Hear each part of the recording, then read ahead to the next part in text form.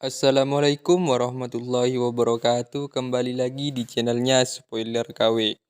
Bagaimana kabarnya? Semoga sehat selalu dan diberi rizki yang melimpah. Pada kesempatan kali ini, saya akan merangkum film yang berjudul The Wall tahun 2017. Oke lah teman-teman, tanpa panjang lebar lagi, kita langsung saja ke filmnya.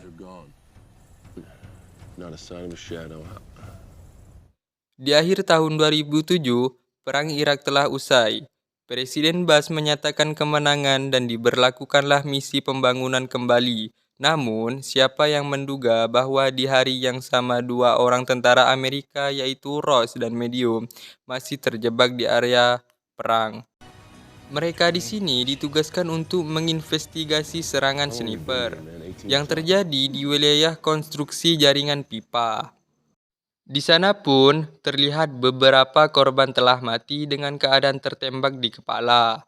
Selama kurang lebih 20 jam menunggu, Matthew merasa keadaan sudah aman. Mulai mengusulkan kepada Ross untuk menghampiri korban dan mengambil radio yang ada di sana. Awalnya, Ross pun tidak setuju dan lebih menyarankan agar Matthew menunggu lebih lama lagi. Apalagi Ross pernah mendengar kalau Iran mempunyai sniper hebat bernama Jubah, yang mungkin saja korban-korban itu adalah ulahnya. Karena tidak ada juga pergerakan dan agar mereka bisa cepat kembali ke pangkalan, akhirnya Matthew pun memaksa pergi sendirian. Ross yang masih berada di tempat persembunyian tampak mengawasi gerak-gerik Matthew. Bahkan sekali, tindakan konyol Matthew membuat Ross tertawa-tawa menyaksikannya. Namun, tiba-tiba, candaan itu seketika sirna saat sebuah tembakan musuh langsung bersarang di tubuh Matthew. Ross yang menyaksikan hal tidak terduga itu tentu saja terkejut dan panik. Maka dengan segera ia pun keluar dari tempat persembunyiannya dan bergegas untuk menolong Matthew. Tidak disangka, beberapa tembakan juga mulai memburu ke arahnya.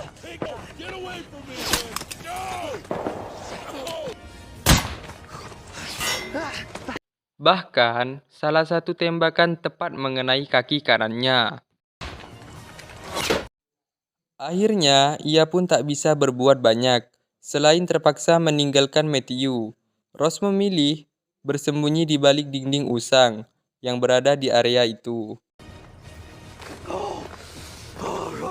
Dalam keadaan kesakitan, Ross pun segera menghubungi kantor pusat dengan bantuan sebuah radio yang dibawanya. Namun, sangat disayangkan radio yang akan digunakan itu ternyata antenanya rusak akibat tembakan dari snipernya itu tadi.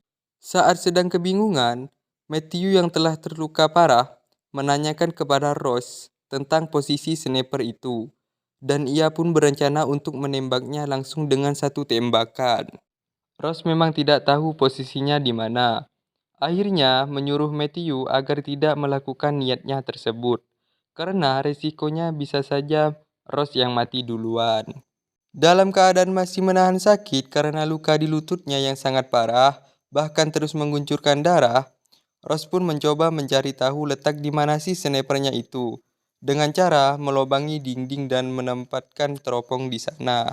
Setelah siap dengan teropongnya, Matthew sendiri ternyata keburu pingsan. Bingung dengan apa yang harus dilakukan selanjutnya, Ross pun memutuskan untuk mengeluarkan peluru yang bersarang di lututnya dan langsung membungkusnya dengan perban. Namun, karena memang terlalu banyak kehilangan darah, Ross pun akhirnya pingsan di sana.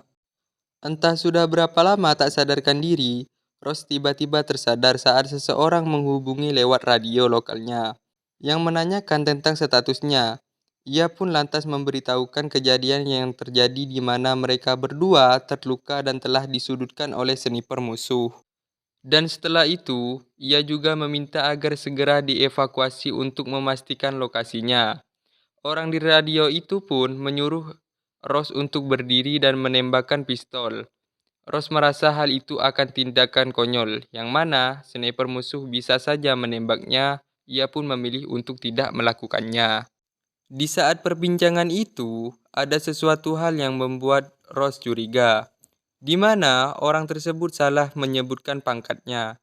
Kecurigaan itu tidak berhenti di situ saja, apalagi saat dia mulai sadar dengan aksen orang di radio itu yang terdengar bukan asli Amerika. Dan akhirnya terbongkarlah semuanya. Orang yang di radio itu bukanlah pihak Amerika, melainkan adalah sniper yang telah berhasil menembak mereka berdua. Mengetahui dipermainkan, Ross pun mulai mengabaikan perbincangan itu dan memilih untuk mulai mencoba menggunakan kembali radionya. Namun, si sniper itu mengancam akan menembak kepala Matthew jika Ross menghindari dari perbincangan dan akhirnya tidak ada pilihan lain selain mulai mendengar dan mengobrol dengannya. Di tengah-tengah obrolan itu, Ross pun kembali memperbesar lubang di dinding untuk melihat keberadaan di mana posisinya. Ia bahkan sampai menghitung letak jarak dari tembakan yang telah dilepaskannya. Sebenarnya, si sniper itu berbicara ramah dan hanya ingin mengobrol dan saling berkenalan. Ia pun mengutarakan kalau dirinya adalah seorang warga biasa. Namun, Ross yang sadar bahwa itu adalah musuh, tentu tak ingin percaya begitu saja. Ross juga akhirnya ikut mengarang tentang latar belakang dirinya. Dan selanjutnya, si sniper itu pun akhirnya menjelaskan bahwa dari kejauhan sana, ia bisa menembak dengan tepat sasaran. Terbukti dari pemancar radio yang memang sengaja ditembak serta air yang dibawa Ross, agar Ross kehausan. Belum cukup sampai di situ, Ross juga kemudian mendapat alasan tentang kenapa dirinya tidak langsung dibunuh. Saat keluar dari persembunyian, semua penuturan itu membuat Ross marah dan habis kesabaran. Dalam keadaan yang sangat jengkel, ia pun diam-diam mulai memperkirakan sisa peluru, termasuk senjata yang digunakannya. Dan untuk lebih memastikan, Ross pun memancing pria tersebut dengan menyebutkan senjata yang dipakainya. Namun, sniper itu bukan orang bodoh. Ia memilih berbohong mengenai senjata yang digunakannya. Di sela-sela obrolan itu, Ross sedikit mendengar ada gesekan seng. Dan setelah melihat dengan teropongnya, kemungkinan besar dia bersembunyi di atas tumpukan limbah yang ada di sana. Di sini, Ross juga mulai menyimpulkan kalau dia adalah Jubah, seorang legenda sniper Irak yang sangat mematikan, yang pernah berhasil membunuh 75 tentara Amerika tanpa ketahuan dari mana melakukan tembakan. Untuk memastikan kalau Jubah berada di tumpukan limbah itu, akhirnya Ross pun berencana membuat target palsu agar nantinya ia bisa melihat kilatan peluru yang berasal dari sana. Namun sayang sekali, helm yang digunakan sebagai target pengalihan itu malah terjatuh dan Jubah pun tertawa bahkan sampai meledeknya. Untuk kedua kalinya, Ross pun kembali pingsan. Dan tiupan angin kencang membuatnya kembali tersadar. Dengan keadaan tersebut, Ross pun memutuskan untuk mengambil radio yang berada tidak jauh darinya. Tiupan angin yang kencang dapat dimanfaatkan sehingga pandangan Jubah sedikit terganggu. Dan dengan cukup sulit, Ross pun akhirnya bisa mengambil salah satu ransel yang juga bahkan ada radionya. Beberapa tembakan pun sempat menyasar ke arahnya. Namun, seperti biasa, Jubah hanya menggertak. Dan beruntungnya Ross menemukan sisa air minum dari dalam ransel dan mulai meminumnya. Belum sempat dia menyelesaikan minumannya, Ross pun kembali panik saat tembakan musuh berhasil menjebol dinding di sampingnya.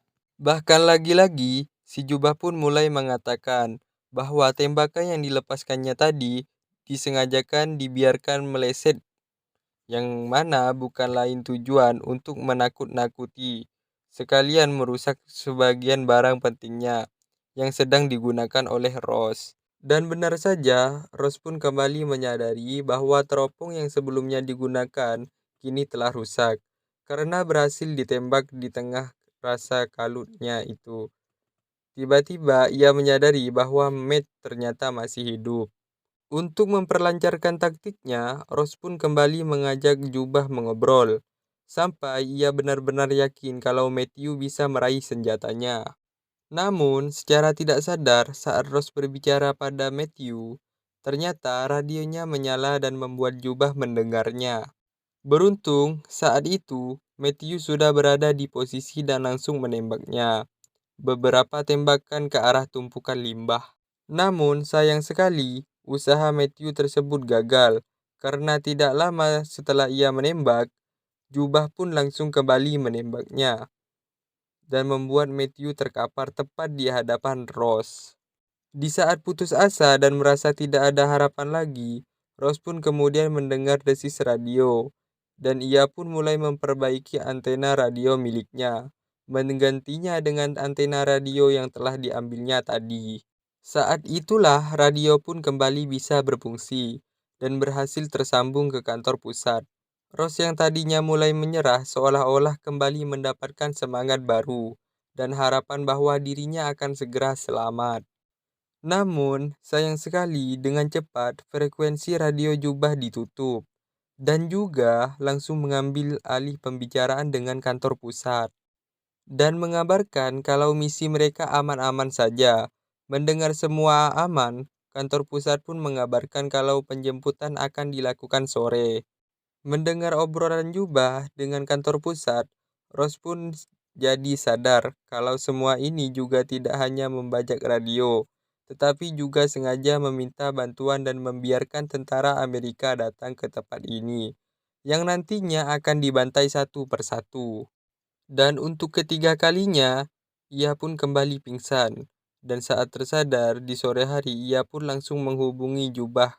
Karena tidak ada jawaban juga, akhirnya Ross pun memutuskan untuk mengambil senjata milik Matthew dengan bantuan sebuah tambang yang ia temukan. Sementara di sisi lain, mulai terlihat dua helikopter menuju ke arahnya.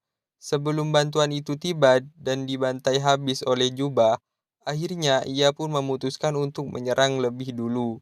Setelah senjata berada di posisi, ia pun nekat langsung meruntuhkan tembok yang tersisa. Hal itu membuat jubah sedikit kesulitan karena pandangannya terhalang oleh debu runtuhan. Akhirnya, ia pun menembak secara acak di antara debu-debu itu. Dan saat itulah Ross melihat kilatan tembakan dan masuk menembakkan senjatanya ke arah kilatan itu.